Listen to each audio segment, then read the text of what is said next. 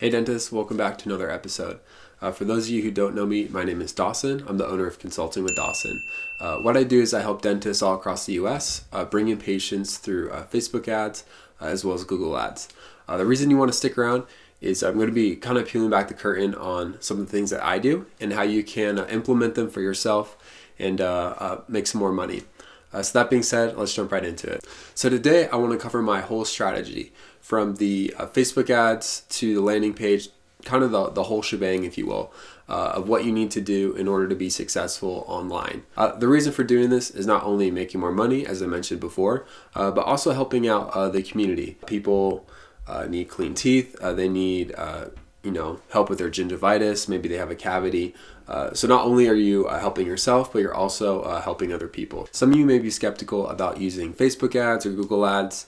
Maybe you had an experience in the past with another digital marketing company where things didn't turn out well. Maybe they overpromised and underdelivered. Maybe the lead quality wasn't as good. Well, today I want to show you how we can fix that. So what's the strategy behind all this?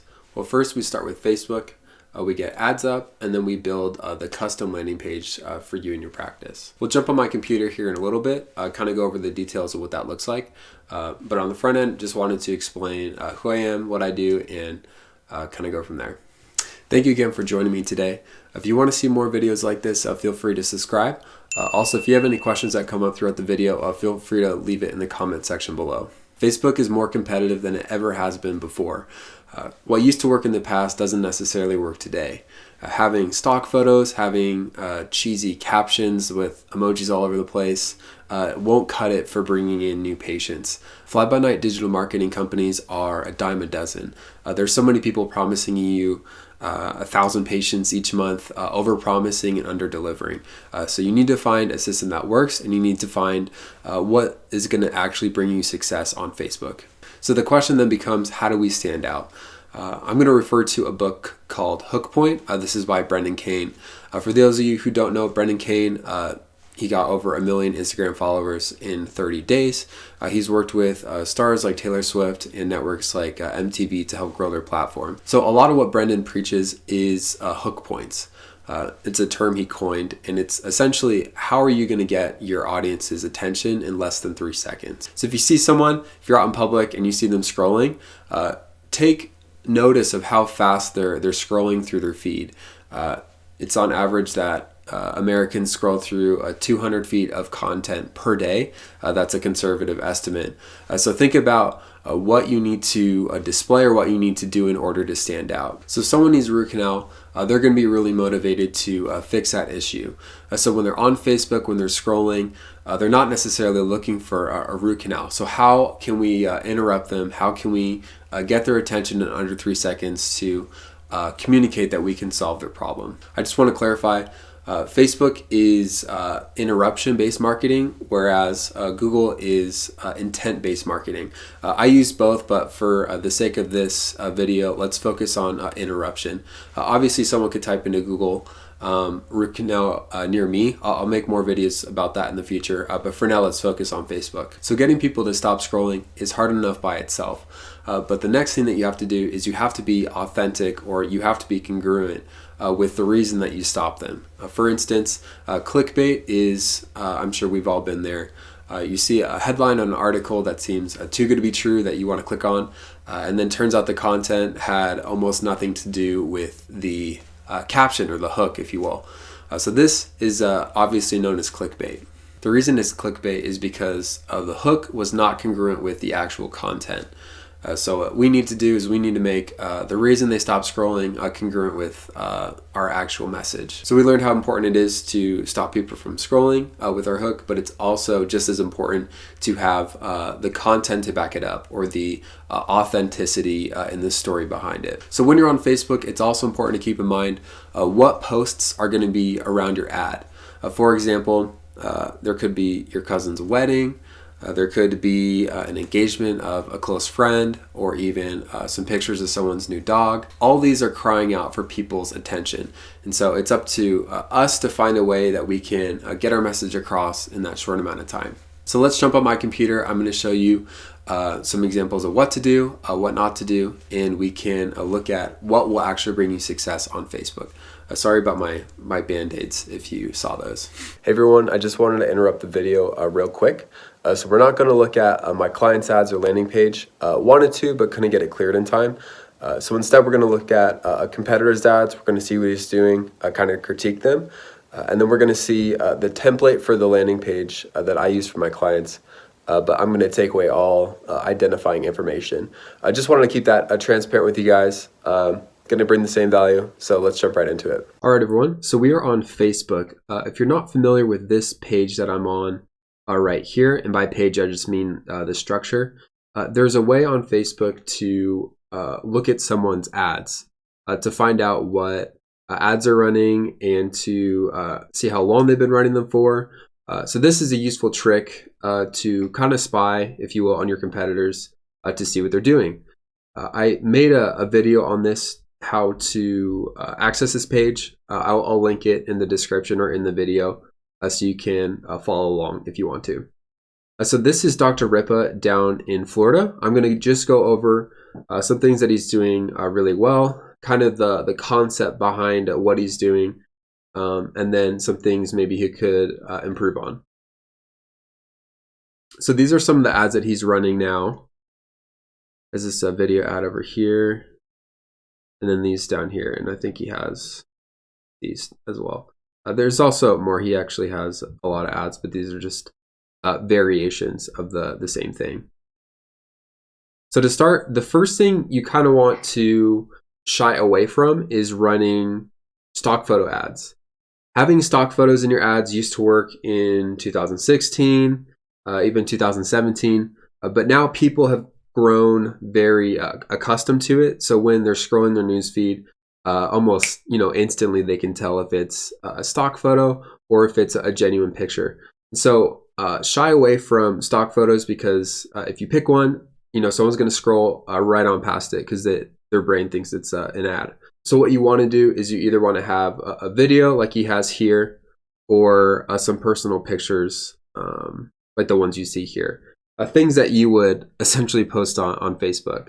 Remember, our ad is going to be showing up right next to people's pictures of their babies, maybe a graduation picture. Actually having pictures of you and your staff goes a long way, helps blend in with the platform, and helps people be able to digest your ad in a more effective way. Another thing that he's doing well is I want to point out this video ad. So with this video ad, what he's done is he's essentially just talking about veneers, the process. He has some eye-catching infographics. So this is a really good video. It's professionally done, and I'm sure he does really well with this. One thing I would suggest to him is the 3-second rule that we were talking about earlier. His intro is 7 seconds long, and so although it's I'll play it for you guys. Although it's eye-catching, it's not enough for you to stop scrolling. I kind of want to explain the concept of running a low price offer with ads. And so what I like to run for my clients is a $19 exam and x-ray. I have it on the landing page. We'll look at it in just a moment. But the reason that you do this is you bring enough people into your business, into your practice, and then you walk them up something called the value ladder. So if someone comes in paying $19 for an exam and x-ray, they're not going to come in unless they know there's a problem or something going on with their teeth. So maybe they have gingivitis, they need a complete cleaning, maybe they need a root canal, something of that nature. And so what you're doing is you're bringing them in on the $19 offer, which usually you're making a little bit of money or breaking even with that, just getting them in through the door. And then with the higher ticket services that you have, so doing the root canal, doing fillings, all that stuff, you're essentially increasing the value of that patient, if you will. And so not only is it more valuable for them because they're getting the work that they need done, but it's also valuable for you because you're getting more business through it. So now that we're done looking at the ads from Dr. Ripa, we're going to jump over to a landing page template that I use for my clients. And so this is an example of a landing page that I would run for a client. As you can see, we have the offer here, a book appointment button, some infographics here with highlighting key benefits. I do like to use stock photos on the landing page for a couple different reasons. One is clients usually don't have high enough quality images to be enlarged this much. If they do, another story, but most don't. So that's why I like to use at least stock photo here for the heading. Have reviews of previous patients, how their experience was. Total reviews helps build some authority. Then I do like to do a little bio of the dentist. Again, we would put the picture of the dentist here, and then we have a map of their location. So a couple key things to keep in mind is to be brief, to know that you don't want to overload the patients with a lot of information. I've experimented with kind of what to do in the past and how to have the most effective landing page. And generally, it's better to be image-based and to be clear and concise with your messaging. So when someone's interested in booking an appointment, they would enter their information here, and then they would be brought to the thank you page. So the nice thing about this page is we connect the client's scheduler to this button here. So when they pick a time, it goes directly to your website if you have scheduling software. If you don't, we use like a back-end system that is able to book appointments that way. Another thing to keep in mind is if someone comes to this page and then they don't sign up and put in their information, what happens is we then retarget that person that's been to this website, and we show different ads to them in order to get them to come back on the page and send in their information. This is known as retargeting. It's pretty popular in the marketing industry, and it works really well. So today we touched on the best ads to pick, what your landing page should look like, as well as your thank you page, and then how you send them to the scheduler. This, for me, has been the most effective way to bring patients into practices. I hope you enjoyed this little demo. Thank you so much for watching the video. If you enjoyed this, consider subscribing. Also, if you have any questions, feel free to leave them in the comment section below. If you have any business-related questions, you can just email me directly, or I even have a link to our calendar if you want to set up a phone call with me. I did an in-depth video on Facebook ads, the logistics behind it. We didn't get into business manager or the nitty-gritty in terms of targeting. I did that in another video that you can watch here somewhere. But anyway, hopefully you enjoyed this video and look forward to answering those questions.